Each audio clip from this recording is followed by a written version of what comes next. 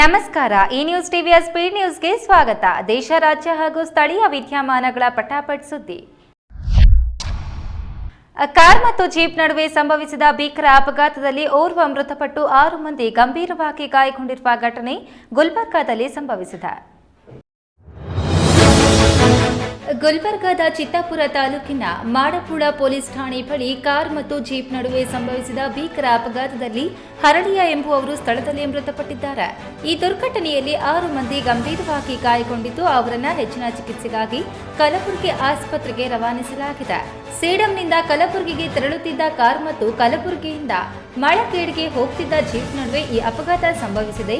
ಮಾಡಪುಳ police ಠಾಣೆಯಲ್ಲಿ ಪ್ರಕರಣ ದಾಖಲಾಗಿದೆ. ವಿದ್ಯಾರ್ಥಿನಿಯರೊಂದಿಗೆ ಶಾಲಾ ಪ್ರಾಂಶುಪಾಲರೊಬ್ಬರು ಅಸಭ್ಯವಾಗಿ ವರ್ತಿಸಿದ್ದಾರೆ ಎಂದು ಪೋಷಕರು ಮತ್ತು ಗ್ರಾಮಸ್ಥರು ಶಾಲೆಗೆ ನುಗ್ಗಿ ಪ್ರಾಂಶುಪಾಲನಿಗೆ ಥಳಿಸಿರುವ ಘಟನೆ ನಡೆದಿದೆ. ಬೆಳಗಾವಿ ತಾಲೂಕಿನ ಬೆಳಗುಂದಿ ಗ್ರಾಮದ ಬಾಲಕಿಯರ ಪ್ರೌಢಶಾಲೆಯಲ್ಲಿ ಪ್ರಾಂಶುಪಾಲ ಕಲ್ಲಪ್ಪ ಬೆಳಗಾವಿ ಅವರು ವಿದ್ಯಾರ್ಥಿನಿಯರೊಂದಿಗೆ ಅಸಭ್ಯವಾಗಿ ವರ್ತಿಸಿದ್ದಾರೆ ಎಂಬ ಆರೋಪ ಕೇಳಿಬಂದಿದೆ. ಈ ವಿಷಯ ತಿಳಿದು ಸ್ಥಳಕ್ಕೆ ಧಾವಿಸಿದ ಪೋಷಕರು ಮತ್ತು ಗ್ರಾಮಸ್ಥರು ಶಾಲೆಯೊಳಗೆ ನುಗ್ಗಿ ಪ್ರಾಂಶುಪಾಲನಿಗೆ ಥಳಿಸಿದ್ದಾರೆ. ವಿದ್ಯಾರ್ಥಿನಿಯರು ಕೂಡ ಪ್ರಾಂಶುಪಾಲರ ವಿರುದ್ಧ ಆಕ್ರೋಶ ವ್ಯಕ್ತಪಡಿಸಿದ್ದಾರೆ. ಘಟನೆ ಸಂಬಂಧ ಬೆಳಗಾವಿ ಗ್ರಾಮೀಣ ಪೊಲೀಸ್ ಠಾಣೆಯಲ್ಲಿ ಪ್ರಕರಣ ದಾಖಲಾಗಿದ್ದು ಪೊಲೀಸರು ಪ್ರಾಂಶುಪಾಲ ಕಲ್ಲಪ್ಪನನ್ನ ವಶಕ್ಕೆ ಪಡೆದಿದ್ದಾರೆ.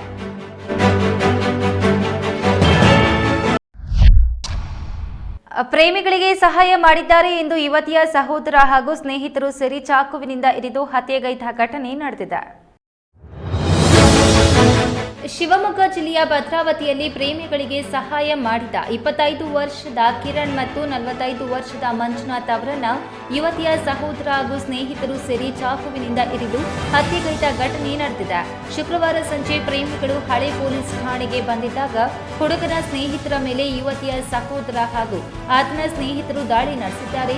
ಜಗಳ ನಿಲ್ಲಿಸಲು ಹೋದಾಗ ಇಬ್ಬರಿಗೂ ಚಾಕುವಿನಿಂದ ಇರಿದು ಹತ್ಯೆ ಮಾಡಲಾಗಿದೆ. ಈ ಸಂಬಂಧ ಪೊಲೀಸರು ಇಬ್ಬರನ್ನ ಬಂಧಿಸಿದ್ದಾರೆ.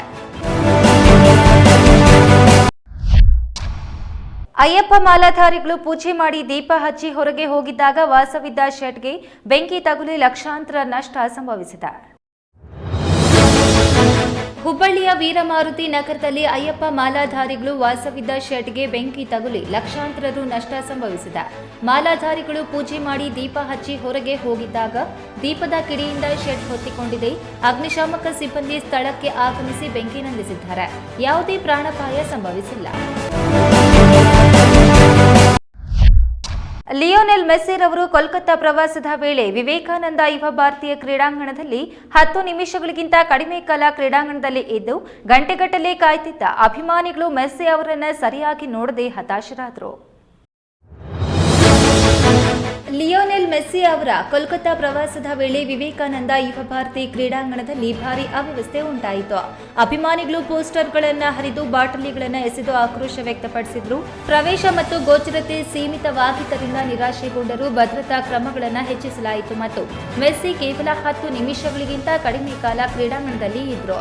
ಗಂಟೆಗಟ್ಟಲೆ ಕಾಯ್ತಿದ್ದ ಅಭಿಮಾನಿಗಳು ಮೆಸ್ಸಿ ಅವರನ್ನು ಸರಿಯಾಗಿ ನೋಡದೆ ಹತಾಶರಾದರು. ಶನಿವಾರ ಬೆಳಗ್ಗೆ ದಟ್ಟ ಮಂಜಿನ ಕಾರಣದಿಂದಾಗಿ ನೋಯ್ಡಾ ಎಕ್ಸ್ಪ್ರೆಸ್ ವೇಯಲ್ಲಿ ಸರಣಿ ಅಪಘಾತ ಸಂಭವಿಸಿದೆ. ದೆಹಲಿ ಎನ್ಸಿಆರ್ನಲ್ಲಿ ಶನಿವಾರ ಬೆಳಗ್ಗೆ ದಟ್ಟವಾದ ಮಂಜಿನ ಕಾರಣ ನೋಯ್ಡಾ ಎಕ್ಸ್ಪ್ರೆಸ್ ವೇಯಲ್ಲಿ 50 ವಾಹನಗಳು, ಕಾರುಗಳು ಮತ್ತು ಟ್ರಕ್ಗಳು ಸೇರಿದಂತೆ ಒಂದಕ್ಕೊಂದು ಡಿಕ್ಕಿ ಹೊಡೆದಿವೆ. ಈ ಅಪಘಾತದಿಂದಾಗಿ ಎಕ್ಸ್ಪ್ರೆಸ್ ವೇಯಲ್ಲಿ ಸಂಚಾರ ದಟ್ಟಣೆ ಉಂಟಾಯಿತು ಮತ್ತು ಹಲವಾರು ಜನರು ಗಾಯಗೊಂಡರು. ಈಸ್ಟರ್ನ್ ಪೆರಿಫೆರಲ್ ಎಕ್ಸ್ಪ್ರೆಸ್ ವೇಯಲ್ಲಿ ಸಂಭವಿಸಿದ ಈ ದುರ್ಘಟನೆ ದಟ್ಟ ಹೊಗೆಯಿಂದಾಗಿ ಗೋಚರತೆ ಕಡಿಮೆ ಆಗಿದ್ದರಿಂದ ಸಂಭವಿಸಿದೆ ಎಂದು ವರದಿಯಾಗಿದೆ. ಹಳೆ ದ್ವೇಷದ ಹಿನ್ನೆಲೆಯಲ್ಲಿ ವ್ಯಕ್ತಿಯೋರ್ವರನ್ನ ದುಷ್ಕರ್ಮಿಗಳು ಮಚ್ಚು ಲಾಂಗುಗಳಿಂದ ಹಲ್ಲೆ ನಡೆಸಿ ಕೊಲೆ ಮಾಡಿರುವ ಘಟನೆ ಮೈಸೂರಿನಲ್ಲಿ ನಡೆದಿದೆ. ಮಚ್ಚು ಲಾಂಗುಗಳಿಂದ ಹಲ್ಲೆ ನಡೆಸಿ ದುಷ್ಕರ್ಮಿಗಳಿಂದ ವ್ಯಕ್ತಿಯೋರ್ವರನ್ನ ಹತ್ಯೆ ಮಾಡಿರುವ ಘಟನೆ ಮೈಸೂರು ಜಿಲ್ಲೆಯ ಟಿ ನರಸೀಪುರದಲ್ಲಿ ನಡೆದಿದೆ. ಹಳೆ ತಿರುಮಕೊಡಲಿನ 32 ವರ್ಷದ ವಿನೋದ್ ಕೊಲೆಯಾದ ವ್ಯಕ್ತಿ ಹಳೆ ದ್ವೇಷಕ್ಕೆ ಕೊಲೆ ನಡೆದಿರುವ ಶಂಕೆ ವ್ಯಕ್ತವಾಗಿದೆ. ಘಟನಾ ಸ್ಥಳಕ್ಕೆ ಟಿ ನರಸೀಪುರ ಠಾಣೆ ಪೊಲೀಸರು ಭೇಟಿ ನೀಡಿ ಪರಿಶೀಲನೆ ನಡೆಸಿದ್ದಾರೆ. ಗ್ರಾಮೀಣ ಭಾಗದ ಜನರಿಗೆ ಪಡಿತರಕ್ಕಾಗಿ ದೂರ ಪ್ರಯಾಣ ತಪ್ಪಿಸಲು ಅಂಗಡಿಗಳ ಅಂತರ ಕಡಿಮೆ ಮಾಡಿ ಸಮಯ ವಿಸ್ತರಿಸಬೇಕೆಂದು ಬೆಳಗಾವಿ ಅಧಿವೇಶನದಲ್ಲಿ ಶಾಸಕ ಸುಬ್ಬಾರೆಡ್ಡಿ ಒತ್ತಾಯಿಸಿದ್ದಾರೆ. ಬೆಳಗಾವಿ ಅಧಿವೇಶನದಲ್ಲಿ ಬಾಗೇಪಲ್ಲಿ ಶಾಸಕ ಎಸ್ಎನ್ ಸುಬ್ಬಾರೆಡ್ಡಿ ಅವರು ಬಡವರಿಗೆ ಅನುಕೂಲವಾಗುವಂತೆ ನ್ಯಾಯಬೆಲೆ ಅಂಗಡಿಗಳ ನಿಯಮ ಸರಳೀಕರಿಸಲು ಆಗ್ರಹಿಸಿದ್ದಾರೆ. ಗ್ರಾಮೀಣ ಭಾಗದ ಜನರಿಗೆ ಪಡಿತರಕ್ಕಾಗಿ ದೂರ ಪ್ರಯಾಣ ತಪ್ಪಿಸಲು ಅಂಗಡಿಗಳ ಅಂತರ ಕಡಿಮೆ ಮಾಡಿ ಸಮಯ ವಿಸ್ತರಿಸಬೇಕು ಎಂದು ಅವರು ಸಚಿವ ಕೆಎಚ್ ಮುನಿಯಪ್ಪ ಅವರಿಗೆ ಮನವಿ ಮಾಡಿದರು.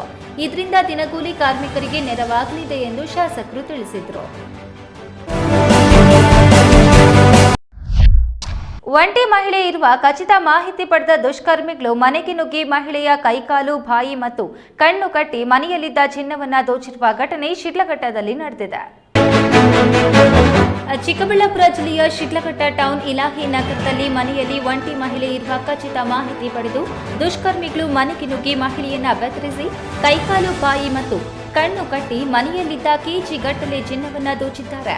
ದರೋಡೆಗೆ ಮೊದಲು ಮಹಿಳೆ ಮೇಲೆ ಗಂಭೀರ ಹಲ್ಲೆ ನಡೆಸಲಾಗಿದ್ದು, ಮಹಿಳೆ ಸತ್ತಂತೆ ನಟಿಸಿ ಪ್ರಾಣ ಉಳಿಸಿಕೊಂಡಿದ್ದಾರೆ. ಗಾಯಾಳು ಮುಭಾಕರ್ರನ್ನು ಆಸ್ಪತ್ರೆಗೆ ದಾಖಲಿಸಿ ಚಿಕಿತ್ಸೆ ನೀಡಲಾಗಿದೆ. ಕುಡಿದ ಮತ್ತಿನಲ್ಲಿ ಅಳಿಯನೊಬ್ಬ ತನ್ನ ಮಾವನನ್ನ ಚಾಕುವಿನಿಂದ ಚುಚ್ಚಿ ಕೊಲೆ ಮಾಡಿರುವ ಘಟನೆ ತೆಲಂಗಾಣದಲ್ಲಿ ನಡೆದಿದೆ. ತೆಲಂಗಾಣದ ಸಂಗಾರೆಡ್ಡಿ ಜಿಲ್ಲೆಯ ಅಮೀನ್ಪುರ ಮಂಡಳದ ಬೀರಂಗುಡ ಕಾಲೋನಿಯಲ್ಲಿ ಕುಡಿದ ಮತ್ತಿನಲ್ಲಿ ಅಳಿಯ ಕಡಮಂಚಿ ರಾಮಕೃಷ್ಣ ತನ್ನ ಮಾವ ಚಿತ್ತಾರಿ ಚಂದ್ರಯ್ಯ ಅವರನ್ನ 7 ಬಾರಿ ಚಾಕುವಿನಿಂದ ಇರಿದು ಕೊಲೆ ಮಾಡಿದ್ದಾನೆ. ಗುರುವಾರ ರಾತ್ರಿ ರಾಮಕೃಷ್ಣ ಮಾವನ ಮನೆಗೆ ಬಂದು ತನ್ನ ಪತ್ನಿ ಲಕ್ಷ್ಮಿ ಜೊತೆ ಜಗಳವಾಡಿ ಕೋಲು ಮತ್ತು ಪೊರಕೆಯಿಂದ ಹಲ್ಲೆ ನಡೆಸಿ ಚಾಕುವಿನಿಂದ ಇರಿದು ಕೊಲೆ ಮಾಡಿದ್ದಾನೆ.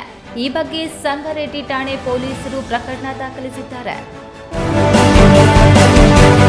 ಈ ನ್ಯೂಸ್ ಟಿವಿಯ ಸ್ಪೀಡ್ ನ್ಯೂಸ್ ಜೊತೆಗೆ ತಪ್ಪದೇ ವೀಕ್ಷಿಸಿ. ಈ ನ್ಯೂಸ್ ಟಿವಿಯ ಮುಖ್ಯ ಸಂಚಿಕೆ ರಾತ್ರಿ 8:30ಕ್ಕೆ.